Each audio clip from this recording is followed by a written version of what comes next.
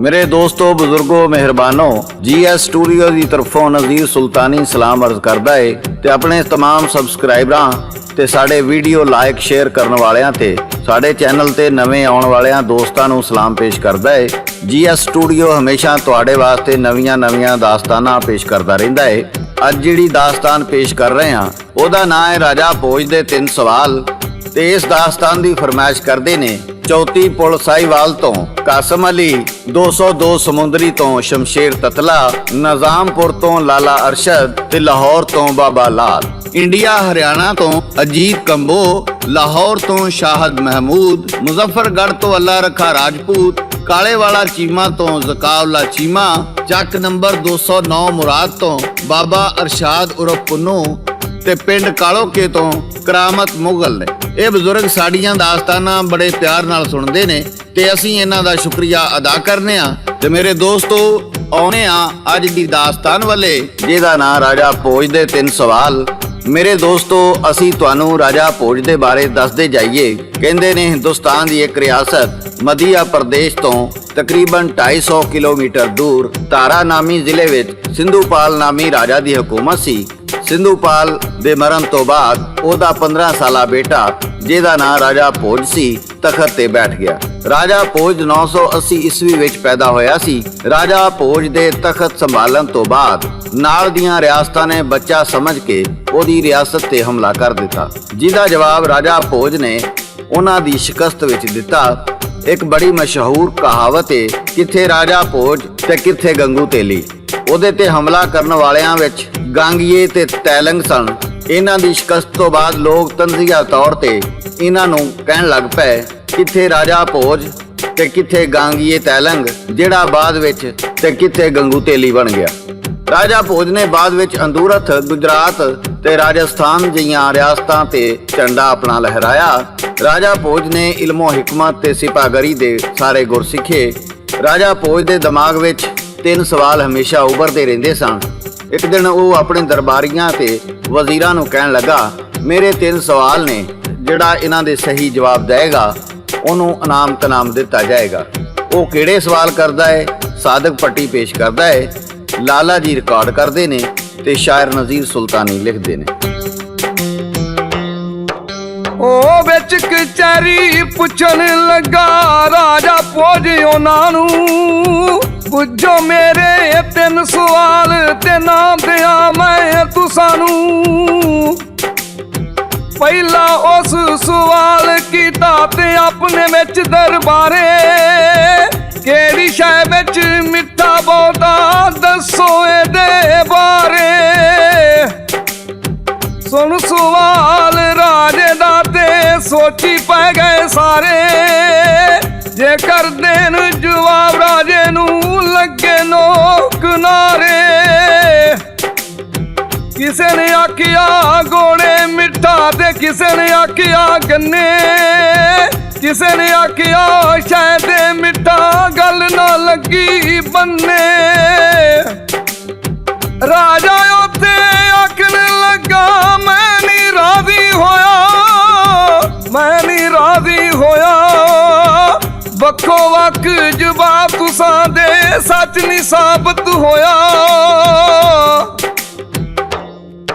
जदों राजे ने पूछा दसो सब तो ज्यादा मिठा किहड़ी शै विच है, किसे ने आख्या गुड़ विच, किसे ने आख्या गन्ने विच ते कोई कहण लगा शहद विच। राजा कहण लगा तुहाडा एक जवाब ते इतफाक नहीं ते मैं किदे नाल इतफाक करां ते किदे जवाब नूं सही आखां। ते फिर राजे भोज ने दूजा सवाल कीता। वो की सवाल करदा है? सादक पट्टी पेश करदा है ते शायर नज़ीर सुल्तानी लिखदे। फिर सी राजा पुछन लगा बोले केड़ा चंगा, सोचन लगे फिर दरबारी पै गया केड़ा पंगा। किसे आखिया गेंदे दा जी कोई गुलाब नूं कहंदा, किसे ने आखिया नरगिस दा ते कोई नार दा कहंदा। बात बात दी बोली बोलन सही जवाब नहीं आउंदा, सही जवाब नहीं आउंदा। ओ ਉੱਥੇ ਮਸਲਾ ਹੱਲ ਨਾ ਕਰਦੇ ਜਿਹੜਾ ਰਾਜਾ ਚਾਹੁੰਦਾ। ਰਾਜਾ ਆਖੇ ਮੇਰੇ ਪੱਲੇ ਕੁਝ ਵੀ ਨਹੀਂ ਪੈਂਦਾ, ਉਹ ਵੀ ਦੱਸੇ ਜਵਾਬ ਮੈਨੂੰ ਜਿਹੜਾ ਕੋਈ ਰਹਿੰਦਾ। ਜਦੋਂ ਰਾਜੇ ਨੇ ਕਿਹਾ ਦੱਸੋ ਕਿਹੜਾ ਫੁੱਲ ਸਭ ਤੋਂ ਚੰਗਾ ਹੈ, ਸਾਰਿਆਂ ਨੇ ਆਪਣੀ ਆਪਣੀ ਸੋਚ ਦੇ ਮੁਤਾਬਕ ਜਵਾਬ ਦਿੱਤਾ। ਕਿਸੇ ਨੇ ਆਖਿਆ ਗੈਂਦੇ ਦਾ ਫੁੱਲ, ਕਿਸੇ ਨੇ ਆਖਿਆ ਗੁਲਾਬ ਦਾ ਫੁੱਲ, ਕਿਸੇ ਨੇ ਆਖਿਆ ਨਰਗਸ ਦਾ ਫੁੱਲ ਤੇ ਕਿਸੇ ਨੇ ਆਖਿਆ ਅਨਾਰ ਦਾ ਫੁੱਲ। ਰਾਜਾ ਕਹਿਣ ਲੱਗਾ ਕਿ ਤੁਹਾਡੇ ਜਵਾਬ ਆਪਸ ਵਿੱਚ ਨਹੀਂ ਰਲਦੇ ਤੇ ਮੈਂ ਕਿਵੇਂ ਮੰਨ ਲਵਾਂ ਕਿ ਕਿਹਦਾ ਜਵਾਬ ਸਹੀ ਹੈ। ਉਹ ਕੀ ਕਹਿੰਦਾ ਹੈ? ਰਾਜਾ ਤੀਸਰਾ ਸਵਾਲ ਕਰਦਾ ਹੈ, ਸਾਦਕ ਪੱਟੀ ਪੇਸ਼ ਕਰਦਾ ਹੈ। ਉਹ ਤੀਜੀ ਵਾਰੀ ਪੁੱਛਣ ਲੱਗਾ, ਰਾਜਾ ਬੋਲ ਕੇ ਕਹਿੰਦਾ, ਰਾਜਾ ਬੋਲ ਕੇ ਕਹਿੰਦਾ, ਪੁੱਛਿਆ ਉਹਨੇ ਤੀਜੀ ਵਾਰੀ ਜਿਹੜਾ ਸਵਾਲ ਸੀ ਰਹਿੰਦਾ। ਰਾਜਾ ਕਹਿੰਦਾ ਦੱਸੋ ਮੈਨੂੰ ਦੁੱਧ ਕਿਹੜਾ ਚੰਗਾ। ਸੋਚਣ ਲੱਗੇ ਫਿਰ ਦਰਬਾਰੀ ਪੈ ਗਿਆ ਕਿਹੜਾ ਪੰਗਾ। ਇੱਕ ਨੇ ਆਖਿਆ ਮੱਝ ਦਾ ਦੁੱਧ ਸਾਰਿਆਂ ਕੋਲੋਂ ਚੰਗਾ, ਦੂਜਾ ਕਹਿੰਦਾ ਗਾਵਾਂ ਦਾ ਦੁੱਧ ਸ਼ਹਿਦ ਦੇ ਰੰਗਾ, ਤੀਜਾ ਕਹਿੰਦਾ ਬੱਕਰੀ ਦਾ ਦੁੱਧ ਜਿਹੜਾ ਹੌਲਾ ਜਾਪੇ। ਨਹੀਂ ਯਕੀਨ ਤੇ ਰਾਜਾ ਜੀ ਪੀ ਕੇ ਵੇਖ ਲਓ ਆਪੇ, ਪੀ ਕੇ ਵੇਖ ਲਓ ਆਪੇ।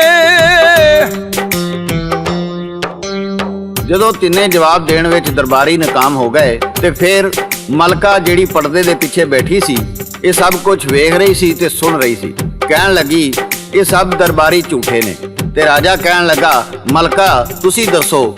ਮਲਕਾ ਕਹਿਣ ਲੱਗੀ ਰਾਜਾ ਜੀ ਸਭ ਤੋਂ ਜ਼ਿਆਦਾ ਮਿੱਠਾ ਜ਼ਬਾਨ ਵਿੱਚ ਹੈ, ਜਿਹਦੇ ਨਾਲ ਤੁਸੀਂ ਆਪਣੇ ਦੁਸ਼ਮਣਾਂ ਨੂੰ ਵੀ ਆਪਣਾ ਬਣਾ ਸਕਦੇ ਹੋ। ਦੂਜਿਆਂ ਮਿੱਠਿਆਂ ਦੀ ਮਿਠਾਸ ਉਦੋਂ ਤੱਕ ਰਹਿੰਦੀ ਏ ਜਦੋਂ ਤੱਕ ਉਹ ਜ਼ਬਾਨ ਤੇ ਰਹਿਣ ਤੇ ਉਹ ਗਲੇ ਤੋਂ ਥੱਲੇ ਹੋਣ ਤੇ ਉਹਨਾਂ ਦਾ ਜ਼ਾਇਕਾ ਖਤਮ ਹੋ ਜਾਂਦਾ ਹੈ। ਪਰ ਜ਼ਬਾਨ ਨਾਲ ਗੱਲਾਂ ਵਿੱਚ ਕੋਲੇ ਗਏ ਮਿੱਠੇ ਦਾ ਅਸਰ ਦੇਰ ਤੱਕ ਰਹਿੰਦਾ ਹੈ। ਦੂਜਾ ਸਵਾਲ ਸੀ ਕਿਹੜਾ ਫੁੱਲ ਚੰਗਾ ਹੈ ਤੇ ਉਹਦਾ ਜਵਾਬ ਹੈ ਕਪਾਹ ਦਾ ਫੁੱਲ, ਜਿਹੜਾ ਤੁਹਾਡੇ ਜੰਮਣ ਤੋਂ ਲੈ ਕੇ ਮਰਨ ਤੱਕ ਸਾਥ ਦਿੰਦਾ ਹੈ। ਦੂਜੇ ਫੁੱਲ ਖਿੜਦੇ ਨੇ ਤੇ ਸੁੱਕ ਜਾਂਦੇ ਨੇ। ਤੇ ਤੁਹਾਡਾ ਤੀਸਰਾ ਸਵਾਲ ਸੀ ਦੁੱਧ ਕਿਹਦਾ ਚੰਗਾ ਹੈ। ਸਭ ਤੋਂ ਚੰਗਾ ਦੁੱਧ ਮਾਂ ਦਾ ਹੈ, ਜਿਹਦੀ ਲਾਜ ਰੱਖਣ ਵਾਲੇ ਮਰਨ ਤੱਕ ਲਾਜ ਰੱਖਦੇ ਨੇ ਤੇ ਜਿਹਦਾ ਅਸਰ ਖੂਨ ਵਿੱਚ ਹੁੰਦਾ ਹੈ। ਰਾਜੇ ਨੇ ਦਰਬਾਰੀਆਂ ਨੂੰ ਪੁੱਛਿਆ ਤੁਸੀਂ ਇਹਨਾਂ ਜਵਾਬਾਂ ਨਾਲ ਮੁਤਫਿਕ ਹੋ? ਸਾਰਿਆਂ ਨੇ ਆਖਿਆ ਜੀ ਜਨਾਬ। ਮਲਕਾ ਨੇ ਬਿਲਕੁਲ ਸੱਚ ਆਖਿਆ। ਰਾਜੇ ਨੇ ਮਲਕਾ ਨੂੰ ਇੱਕ ਮਹਿਲ ਇਨਾਮ ਵਿੱਚ ਦਿੱਤਾ। ਮੇਰੇ ਦੋਸਤੋ ਇਹ ਸਬਕ ਅਮੋਜ਼ ਕਹਾਣੀਆਂ ਇਹਨਾਂ ਦਾ ਕੋਈ ਨਾ ਕੋਈ ਮਕਸਦ ਹੁੰਦਾ ਹੈ। ਇਹਨਾਂ ਚੀਜ਼ਾਂ ਤੋਂ ਸਬਕ ਲੈਣਾ ਸਾਡੀ ਤੇ ਤੁਹਾਡੀ ਜ਼ਿੰਮੇਵਾਰੀ ਹੈ। ਸਾਡੀ ਇਹ ਕਹਾਣੀ ਤੁਹਾਨੂੰ ਕਿੱਦਾਂ ਦੀ ਲੱਗੀ ਇਹ ਤੁਸੀਂ ਆਪਣੇ ਕਮੈਂਟ ਵਿੱਚ ਦੱਸਣਾ। ਤੇ ਇਹਦੇ ਨਾਲ ਹੀ GS ਸਟੂਡੀਓ ਤੋਂ ਸਾਦਕ ਪੱਟੀ, ਲਾਲਾ ਜੀ ਤੇ ਸ਼ਾਇਰ ਨਜ਼ੀਰ ਸੁਲਤਾਨੀ ਨੂੰ ਇਜਾਜ਼ਤ ਦਿਓ। ਰੱਬ ਰੱਖਾ, ਰੱਬ ਰੱਖਾ, ਰੱਬ ਰੱਖਾ।